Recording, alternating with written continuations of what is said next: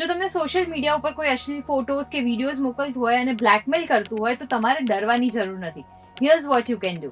હાય, ગુજરાત સમાચાર સાથે હું છું હેલી. આની કમ્પ્લેન તમે સાયબર ક્રાઇમમાં કરી શકો છો under section 67A information and technology act.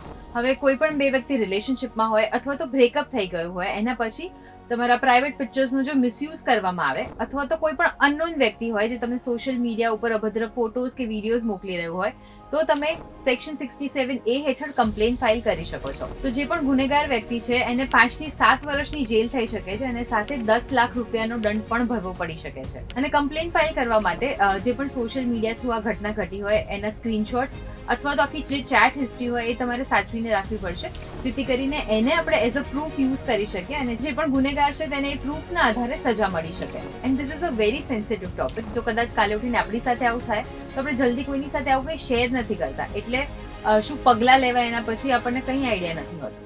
So at least આ વિડીયો બધાની સાથે શેર કરીને રાખો, જેથી કરીને કાલે ઉઠીને કદાચ એમની સાથે આવું કંઈક થાય તો એમને at least back of the mind ખબર હોય કે એમને શું પગલાં લેવાના છે, નેક્સ્ટ સ્ટેપ એ શું લઈ શકે છે, કેવી રીતના ગુનેગારને સજા આપી શકે છે અને ડર્યા વગર આગળ વધી શકે છે.